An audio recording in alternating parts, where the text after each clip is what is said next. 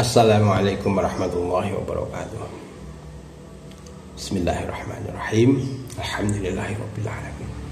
Pemirsa, bertemu kembali dengan saya Zainal Abidin.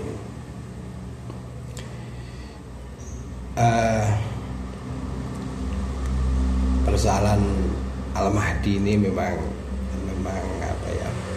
Menurut saya adalah fenomena ya. Karena banyak sekali orang yang mengharap-harapkan seolah-olah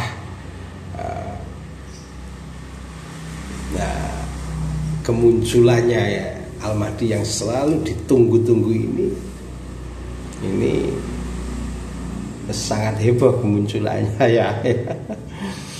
Lalu setelah muncul benar-benar oleh Allah, benar-benar diutus Al-Mahdi itu, lalu sampai tidak menyadarinya ya. Nah, karena itu saya kali ini akan membahas masalah Al-Mahdi dan kemunculannya ya. Sering saya katakan bahwa kemunculan yang saya tahu ya, kemunculan Al-Mahdi ini secara diam-diam ya. Entahlah nanti kalau nantinya akan secara terang-terangan ya nggak tahu ya, tapi saat ini yang saya tahu bahwa kemunculan ini secara diam-diam ya, saya tahu ya itu pada waktu tahun 2010-an yang lalu ya, itu fenomena alam yang menyertai kemunculannya itu ada 119 gunung khususnya di Indonesia ini bergejolak ya. Kemudian alam ini memberikan tanda-tanda. Saat itu ada angin yang luar biasa, kemudian tumbangnya ini apa ini arca di gimana itu ya, saya lupa itu ya, jelas semacam itu. Artinya apa? Tanda-tanda alam itu mengatakan demikian, bahwa ada apa sebenarnya ya.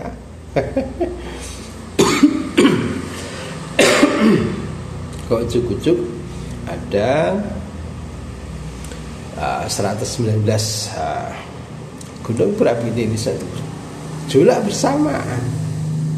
Itu saya katakan bahwa itu tanda-tanda kemunculan Al-Mahdi, diutusnya Al-Mahdi ya, semacam itu. Oleh karena itu barangkali sampai mengharap-harap itu akan saat ini masih belum muncul, misalkan ya, coba mulai berpikir ya. Sudah saya katakan bahwa Pak Jokowi dan Ratu Sarinah W.F. Soekarno itu adalah implementasi ya, menurut saya ya, saya katakan itu implementasi dari Al-Mahdi, kemunculan Al-Mahdi. Karena kemunculan Al-Mahdinya ini secara diam-diam tidak diketahui. Oleh karena itu yang jadi jargon tanda bahwa kemunculan Al-Mahdi benar-benar sudah nyata, ini adalah ini Kanjeng Ratu Kidul itu, Sarinah W.F. Soekarno dan Pak Jokowi sebagai satu piningit, sebagai implementasi dari kemunculan Al-Mahdi. Bukti bahwa saya katakan ini tidak apa ya, tidak asal ngejeplak saja ya. Bukti-bukti bahwa pemerintah saat ini sudah diberikan power ya, power yang begitu dahsyat untuk memerangi apa ini keprimitivan primitifan ini rakyat Papua misalkan. Kemudian membangun infrastruktur, jalan, bendungan, bahkan listrik ya, dengan cara yang hampir bersamaan selama kurang lebih 6 tahun ini sudah berhasil begitu banyak pembangunan di Indonesia ini. Bukankah ini nikmat power yang diberikan oleh Allah untuk bangsa Indonesia?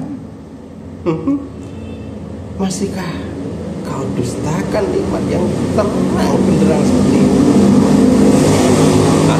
Hanya karena sangat tidak menginginkan Pak Jokowi semacam itu, ya. Bukankah pemimpin yang paling dihina, direndahkan, bahkan sampai berkata-kata kotor hanya pada Pak Jokowi ini, ya? Bukankah Pak Jokowi tidak membalas? Ini bukankah bukti pemimpin yang benar-benar sabar? Bukankah ini power yang diberikan oleh Allah juga? Lalu mengapa nikmat yang sudah jelas-jelas ini masih kamu dustakan? Makanya sudah sering saya katakan, mulailah berpikir. Mulailah berpikir. Karena apa? Karena yang diutus Al-Mahdinya ini ya dari golongan manusia itu sendiri, bukan golongan malaikat atau golongan Superman misalkan. Tidak seperti itu. Ya dari golongan sampean-sampean juga. Oleh karena itu sifat basyariah yang menyertainya Al-Mahdi ini juga seperti sifat-sifat manusia. Dia juga makan, dia juga pergi ke pasar misalkan, ya.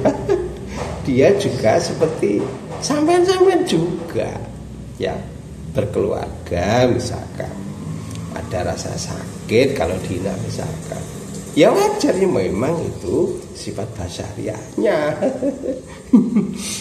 Jangan berpikir bahwa Al-Mahdi ini bak Superman yang kamu hina, diam, ya. Sabarnya luar biasa, tidak pernah sakit, tidak pernah makan, terus mengatakan demikian langsung adil, ya. Jangan seperti berharap semacam itulah. Kenapa? Ini tidak akan terjadi. Sebab apa? Dari dulu pun mulai keberhasilan Nabi Sulaiman, Nabi Dawud misalkan, Nabi Isa, Nabi Nuh, Nabi Ibrahim dan lain-lain itu, hanya dia juga orang ya seperti manusia yang lainnya juga, cuma hanya dia dipilih oleh Allah. Oleh karena itu sifat-sifat basyariahnya juga seperti manusia yang lain, ya. Berkeluarga, kemudian juga merasakan sakit, juga merasakan lapar jika tidak makan, juga dia juga merasakan ngantuk kalau tidak tidur, semacam itu. Juga seperti sifat-sifat basyariah yang lainnya, semacam itu, ya. Oleh karena itu, ya, saya katakan mulailah berpikir bahwa nikmat yang Allah berikan sebagai implementasi dari munculnya Al-Mahdi ini sudah benar-benar nyata. Coba berpikir, apakah presiden-presiden selama ini, ya sebelum Pak Jokowi ini, diberikan power yang semacam itu? Coba bayangkan akuisisi perusahaan-perusahaan asing, ya, kemudian kemunculannya tambang-tambang migas yang ditemukan akhir-akhir ini. Ini bukti bahwa tabut ini sudah saya katakan, tabut sudah muncul, ya, sebagai bentuk implementasi dari kemunculan Al-Mahdi agar tercipta keadilan yang memenuhi bumi ini, itu macam itu. Jadi ada proses, tidak ujuk-ujuk jadi saja, ya. Karena itu mulailah berpikir bahwa Al-Mahdi saat ini sudah benar-benar muncul. Jadi ini patut disyukuri. Jangan kamu ingkari nikmat Allah yang besar ini, ya. Kenapa? Hanya ketidaktahuan sampean membaca itu saja. Karena apa? Tertutupi oleh kebencian sampean terhadap Pak Jokowi. Coba mulailah berpikir, mengapa sampean terlalu benci terhadap Pak Jokowi? Apa yang salah? Bukankah selama ini Pak Jokowi sudah upaya-upaya yang dilakukan Pak Jokowi ini selalu pada kepentingan rakyat kecil terutama, misalkan pembangunan infrastruktur di Papua, ya. Kemudian bendungan-bendungan yang di infrastruktur bendungan yang di NTT itu, ya. Kemudian jalan tol yang menghubungkan Merak sampai ini di Banyuwangi, semacam itu. Bukankah ini merupakan keadilan, ya, keadilan sosial bagi seluruh rakyat Indonesia, ya toh?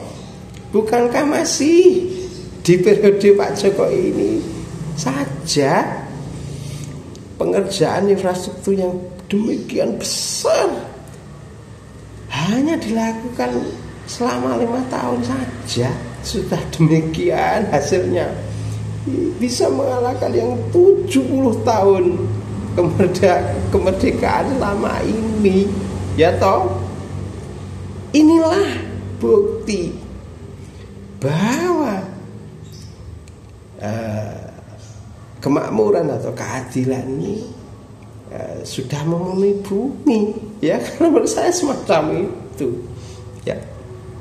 Lalu kalau sampai masih belum bisa membaca, mulailah introspeksi, mulailah berpikir, apakah yang selama ini sampai lakukan ini benar menurut Allah atau hanya benar menurut sampean saja, ya.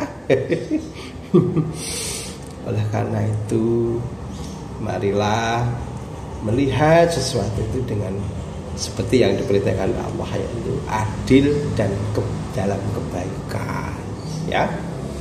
Adil dan dalam kebaikan, semacam itu.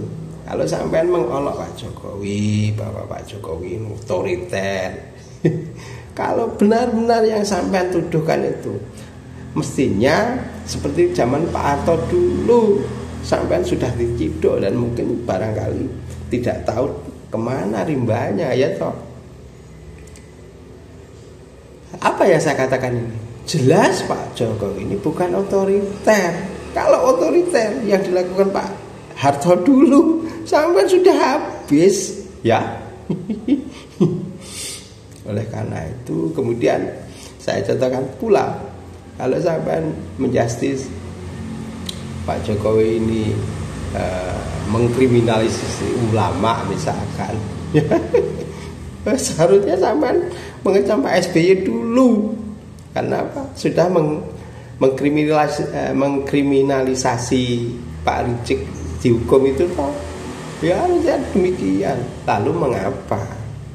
Ya, lalu mengapa justru pada Pak Jokowi yang kali ini sudah pro rakyat kecil, pemerataan harga BBM, harga yang sama, bukankah ini bukti-bukti keadilan, ya? Oleh karena itu, sekali lagi saya katakan kemunculan Al-Mahdi ini mungkin justru sampai tidak sangka-sangka, dan kelihatan orangnya itu biasa-biasa, ya. Tapi bukti bahwa kemunculan Al-Mahdi ini sudah benar-benar nyata, ini ya bukti-bukti yang sudah saya katakan tadi, semacam itu, ya toh. Tinggal sampean cara memandangnya seperti apa. ya, ya. Atau jangan-jangan sampai melihatnya justru jika sudah tidak menjabat lagi, ya. Ini akan ada rasa penyesalan dan itu tidak ada gunanya, ya. Kemudian, assalamualaikum warahmatullahi wabarakatuh.